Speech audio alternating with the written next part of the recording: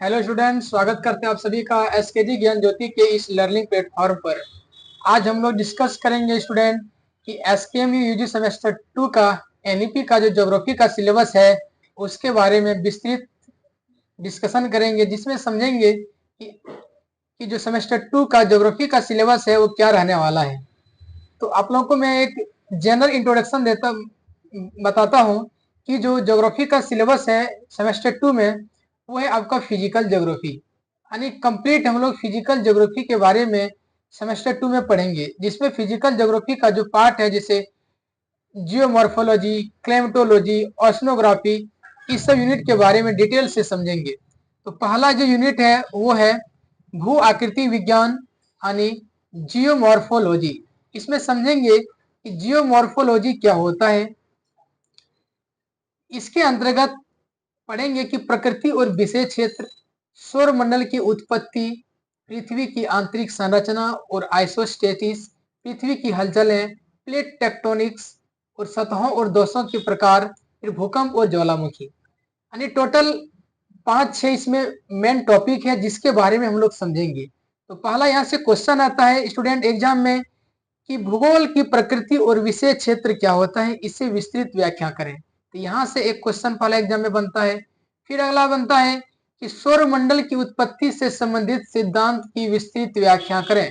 दूसरा क्वेश्चन यहाँ से बन सकता है। फिर अगला बन सकता है कि पृथ्वी की आंतरिक संरचना को डिटेल से समझाइए, यानी विस्तृत विवरण करें। फिर अगला है कि पृथ्वी की हलचलें, प्लेट टेक्टोनिक से क्वेश्चन बनता है कि प्लेट टेक्टोनिक थ्योरी क्या है, जिसमें प्लेट के प्रकार, major plate, minor plate and plate का प्रकार जो होता है उसके बारे में समझेंगे। तो nature and scope of geomorphology से हमेशा एक से क्वेश्चन यहाँ से बनता ही है। अगला यूनिट है भू आकृतिक प्रक्रियाएं यानी जियोमॉर्फिक प्रोसेस। इसमें समझेंगे कि जियोमॉर्फिक प्रोसेस क्या होता है, जिसके अंतर्गत समझेंगे क्रमिकता यानी ग्रेडियंट क्या होता है, जिसमें हम लोग क्षरण और अपक्षय यानी इरोजन एंड वेदरिंग के बारे में समझेंगे। इरोजन क्या होता है, ये कैसे होता है, कौन कौन से फैक्टर हैं जो कि इरोजन को करने में मदद करते हैं। फिर अगला है वेदरिंग कि वेदरिंग क्या होता है, वेदरिंग कितने प्रकार का होता है, इसके बारे में समझेंगे। फिर इसमें दो थ्योरी को पढ़ेंगे हम लोग, मेजर थ्योरी जिसको हम लोग कहते हैं साइकिल ऑफ इरोजन, जिसमें समझेंगे कि डेविस का अपर्दन चक्र और पेंग का अपर्दन चक्र। कि डेविस का अपर्दन चक्र क्या है, डेविस महोदय ने इस अपर्दन चक्र को देते समय कौन कौन सी सिद्धांत की व्याख्या की है, इसके बारे में समझेंगे। फिर है इवोल्यूशन ऑफ लैंडफॉर्म यानी स्थलाकृति का निर्माण, कि भू आकृतियों का निर्माण किस प्रकार होता है, जिसमें पढ़ेंगे हम लोग कि नदी के द्वारा निर्मित स्थलाकृति, कास्ट प्रदेश यानी जो चुना पत्थर प्रधान देश, जो चुना प्रधान देश है, प्रदेश है, वहां पे स्थलाकृति का निर्माण किस प्रकार होता है, कौन कौन से स्थलाकृति वहां पे निर्मित होते हैं, तो उसके बारे में समझेंगे। फिर पढ़ेंगे कि हिमनद के द्वारा और तटीय क्षेत्र के द्वारा निर्मित स्थलाकृति क्या क्या है। हिमनद यानी बर्फ के द्वारा निर्मित स्थलाकृति के बारे में समझेंगे, जिसमें हम लोग पढ़ेंगे कि हिमनद जब फिसलता है तो बहुत प्रकार के स्थलाकृति का निर्माण करता है, तो वो किस प्रकार निर्मित होता है उसके बारे में समझेंगे। फिर तटीय क्षेत्र यानी जो समुद्री का जो कोस्टल एरिया है वहां पे स्थलाकृति का निर्माण होता है, जिसमें तरंग घर्षित वेदी होता है, समुद्री गुफा होता है, तो उस सब के बारे में समझेंगे। अगला है कि क्लाइमेटोलॉजी यानी जलवायु विज्ञान। जलवायु विज्ञान क्या है, क्या क्या इसके क्षेत्र हैं, इसके बारे में समझेंगे, जिसमें हम लोग पढ़ेंगे कि वायुमंडल की संरचना यानी वायुमंडल का निर्माण किस प्रकार होता है, कौन कौन से ऐसे कंपोनेंट हैं जो कि हमारे वायुमंडल के निर्माण में मदद करते हैं, जिससे कि वायुमंडल का निर्माण होता है। फिर पढ़ेंगे कि वायुमंडल की संरचना यानी वायुमंडल की संरचना किस प्रकार है, कौन कौन से इसमें परत हैं जो कि वायुमंडल को निर्माण करने में अपनी अहम भूमिका निभाते हैं।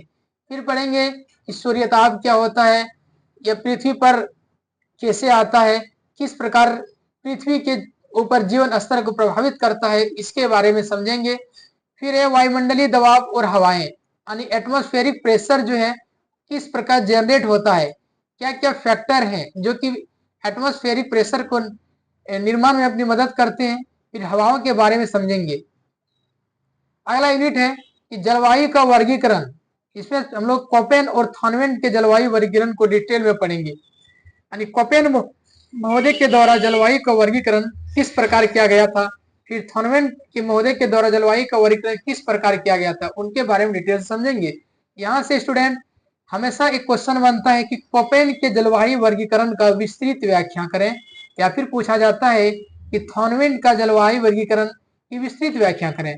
तो यहाँ से दो क्वेश्चन हमें एग्जाम में देखने को मिलता है। कहीं ना कहीं यदि ये पूछता है तो ये नहीं तो ये नहीं, यानी दोनों में से एक तो हमेशा पूछा ही जाता है। फिर अगला है कि साइक्लोन यानी चक्रवात क्या होता है, चक्रवात के प्रकार, जिसमें हम लोग समझेंगे कि उष्ण कटिबंधीय चक्रवात और शीतोष्ण कटिबंधीय चक्रवात क्या होते हैं। फिर समझेंगे कि मानसून की उत्पत्ति किस प्रकार होती है। फिर मानसून तंत्र को समझेंगे, जिसमें हम लोग एल नीनो, ला नीना के बारे में समझेंगे। अगला मेरा यूनिट है ओशनोग्राफी यानी समुद्र विज्ञान। समुद्र विज्ञान क्या है, जिसमें समझेंगे कि महासागरीय तल, स्थलाकृति और महासागरीय जल की गतिविधियां क्या है। फिर लहरें यानी जो महासागरीय जल में गति होती है किस प्रकार होती है, कौन कौन से कारक हैं जिसके कारण की महासागरीय जल में गति उत्पन्न होती है। फिर महासागरीय धाराएं, जिसमें हम लोग पढ़ेंगे कि warm current and cold current. फिर टाइट यानी ज्वार, ज्वार कैसे आता है, ज्वार के कितने प्रकार हैं, इसके बारे में समझेंगे। फिर अगला आता है कि महासागरीय लवणता यानी ओशनिक सैलिनिटी, जिसमें वितरण और निर्धारक। फिर समझेंगे कि प्रवाल भित्तियां और समुद्री जमा यानी समुद्री निक्षेप। प्रवाल भित्तियां क्या होती है, आप सभी जानते हैं कि प्रवाल भित्तियां, जिसे हम लोग समुद्र का बगीचा कहते हैं, इसका निर्माण किस प्रकार होता है, इसका वितरण, इसका प्रकार क्या है, इसको प्रभावित करने वाले कारक और वर्तमान में हमारे प्रवाल भित्तियों की क्या स्थिति है, इसके बारे में डिटेल से समझेंगे। तो ये रहा टोटल एनईपी 2020 सेमेस्टर 2 का डिटेल सिलेबस, जिसमें हम लोग 1 से लेकर 5 यूनिट तक टोटल डिस्कस किए। और अगला जो आपका पार्ट है वो प्रैक्टिकल का पार्ट है, यानी मेजर 3 बोल सकते हैं, वो आपका फुली प्रैक्टिकल है। तो आज का क्लास यही तक रखते हैं, तब तक के लिए थैंक यू, बाय बाय।